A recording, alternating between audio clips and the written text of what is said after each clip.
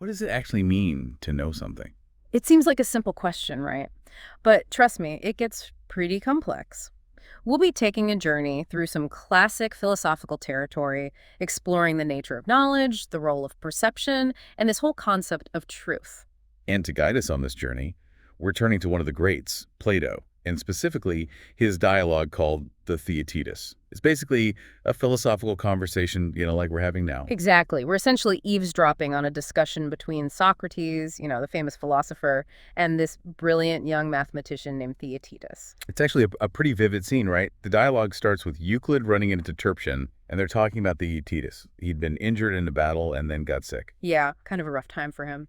And then we're introduced to Theodorus, who brings Theaetetus to meet Socrates. And right off the bat, they notice that Socrates and Theaetetus look kind of alike, at least physically. Right. Theodorus points out the resemblance, and Socrates, being Socrates, kind of brushes it off. He uses this interesting analogy, saying it's like comparing two lyres or two paintings.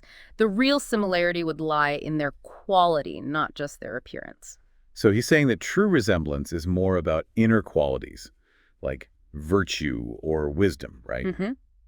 Which is kind of a hint that this conversation is going to go much deeper than just surface level stuff. Absolutely. And that leads us to the heart of our deep dive today. What is knowledge? It seems so basic, but defining it is surprisingly tricky. Right, because if you ask me, what do you know? I'd probably just start listing off things I've learned or skills I have, like I know how to ride a bike, I know the capital of France is Paris, things like that. That's how Theaetetus first tries to answer the question, too. He mentions all the sciences he's learning from Theodorus: geometry, astronomy, harmony, calculation, and then he adds in crafts, like cobbling. It's a natural way to think about it, right? But Socrates isn't satisfied. He wants to get to the core of what knowledge is, not just examples of what we know. He uses this great analogy to make his point. Imagine someone asking, what is clay? Would you just rattle off all the different kinds of clay: potter's clay, oven maker's clay, brick maker's clay? That wouldn't really answer the question, would it? You'd be describing types of clay, but not defining the essence of clay itself. Exactly. And Socrates is saying the same thing about knowledge. We need to find a single unifying definition, the essential nature of knowledge. I like how Theaetetus gets this. He even mentions a time when he and another Socrates were trying to classify different types of roots, like in math, and they were looking for this fundamental principle of incommensurability. Right, he's showing a real grasp of abstract thinking here. And that leads him to his second attempt at defining knowledge. He says knowledge is perception. Knowledge is perception. I can see where he's coming from. After all, we experience the world through our senses, right? What we see, hear, feel, that's how we come to know things, isn't it? It's a very intuitive idea, and it ties in with this famous saying from the philosopher Protagoras: man is the measure of all things.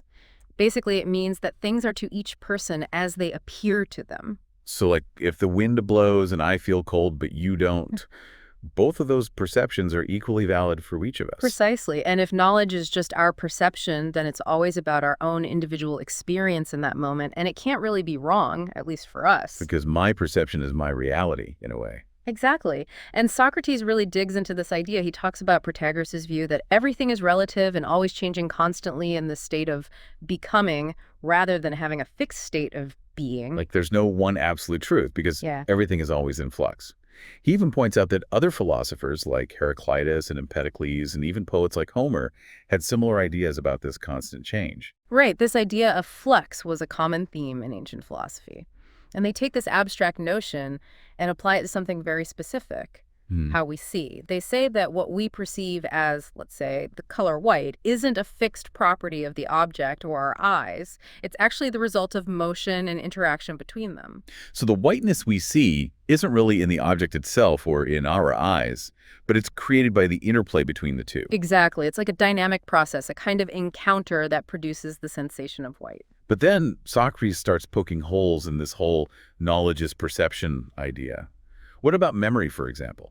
If I remember seeing something yesterday, but I'm not seeing it right now, does that mean I no longer know I saw it? Right. Memory seems to hold on to information even when we're not directly perceiving it. And what about dreams and illusions? We perceive things very vividly in dreams, but they're not real.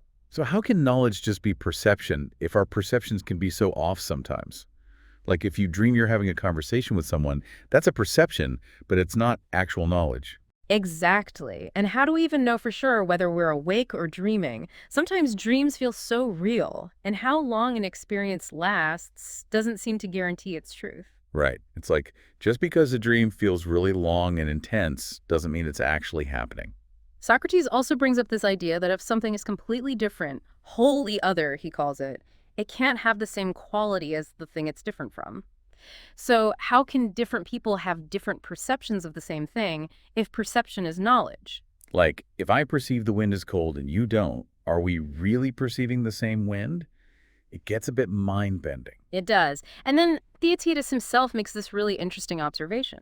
He says our minds seem to grasp these universal concepts, things like being, not being, sameness, difference. We seem to understand these directly, not just through our senses. Like, we have this innate ability to think about abstract ideas, not just perceive the physical world. Right. And Socrates agrees. He emphasizes that these fundamental concepts, the essences of things, are grasped by the mind itself through thinking and reasoning. Our senses give us raw data, but our minds process and understand it. And things like education and experience play a huge role in shaping our understanding. Absolutely. So they conclude that knowledge must be more than just perception. Perception doesn't seem to be how we grasp these deeper truths or the underlying nature of things. Okay, so they've ruled out perception. What's next? Theaetetus then suggests knowledge is true opinion. True opinion. So we've moved from our senses to our beliefs. It's like, if I have a correct belief about something, isn't that knowledge? It seems like a step in the right direction, but then Socrates throws a wrench in the works. He asks, how can we have false opinions if knowledge is just true opinion? Because if everything is either something we know, true opinion, or something we don't know, no opinion, where does falsehood fit in? Right. It's a good question. And this leads them into a whole discussion about how we even form false opinions. They go through a few possibilities, like mistaking one thing we know for another, or thinking of something unknown as if it were some other unknown thing. But none of those explanations really work. So then Socrates introduces this helpful analogy, the wax tablet. Imagine our minds have this surface like wax where we receive impressions of things we know. So every time we learn something, it's like making an imprint on the wax. Right. And a false opinion might arise when we misapply these stored impressions to things we're perceiving imperfectly. Like, if I see someone in the distance and think it's my friend because they have a similar build, but it turns out to be someone else, my wax impression of my friend got stamped onto the wrong visual information. Exactly. Then they bring up another analogy, the aviary. Imagine our minds as a cage full of birds, and each bird represents a piece of knowledge. I like this one. So all our knowledge is like these birds flying around in our heads. Right, and having a false opinion could be like trying to catch a specific bird, a particular piece of knowledge, but accidentally grabbing the wrong one. Like, if you're trying to remember what 11 plus 1 is and you accidentally grab the 12 bird instead of the 13 bird. Exactly. It shows how we can have knowledge but still make mistakes. But then this raises another problem. How can simply grabbing the wrong bird be considered a false opinion if all the birds are still within the aviary of our knowledge? It's like, I know what a robin looks like and I know what a sparrow looks like, but I mistakenly call a robin a sparrow.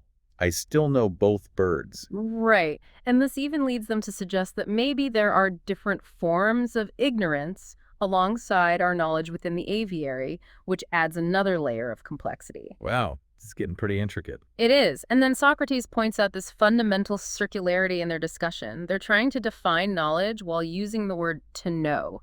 It's like defining blue as the color that is blue. Yeah, that doesn't really get us anywhere. We're back to square one. Right. So Theaetetus makes one last attempt. He says, knowledge is true opinion combined with a rational explanation, what they call logos. Okay, so not just a true belief, but you also need to be able to explain why it's true. That seems like a pretty solid definition. It does, and it's a crucial idea in philosophy. But they explore different ways to understand this explanation. One idea is just being able to put your thought into words. But like, anyone who has a true opinion can usually talk about it, right? Oh. So that can't be the defining feature of knowledge. Exactly. Then they consider breaking things down into their parts, like knowing the elements that make up a whole. Like, if you know all the parts of a wagon, does that mean you know what a wagon is? But you could know all the parts without truly understanding how they work together, right? Like, you could know all the letters in a word without understanding what the word means. Precisely. Finally, they talk about explanation as identifying the distinguishing characteristic of something, what makes it unique. Like defining a human as a featherless biped. Exactly. But Socrates points out that if you already have a correct opinion about something, you must already have some understanding of what makes it different. So adding a definition is kind of redundant. Like if I say, I know John because he's the tall one, I must have already known something about John's height to identify him in the first place. Exactly. So even the seemingly sophisticated definition of knowledge as true opinion with an explanation ultimately falls short. So they've gone through all these different ideas, Mhm. but they haven't landed on a definitive answer to the question, what is knowledge? That's right. The dialogue actually ends without a clear-cut solution. Which is kind of surprising, but also kind of cool, right? It's like they've raised all these important questions and explored different possibilities, but they're not giving us a simple answer. Exactly. And I think that's the beauty of philosophy. It's not always about finding the right answer, but about the process of inquiry itself. Like the journey is just as important as the destination. Exactly. And remember what Socrates said earlier. He said that wonder is the feeling of a philosopher, and philosophy begins in wonder. So feeling puzzled and curious is actually a good thing. Absolutely. It's a starting point for all philosophical exploration. So for you, our listener, I want to leave you with this question. Which of these ideas about knowledge resonated most with you? And think about times in your own life where the lines between perception, opinion, and knowledge get blurry. What does it actually mean for you to know something? It's a question that's been around for centuries, and maybe our conversation today has given you some new food for thought.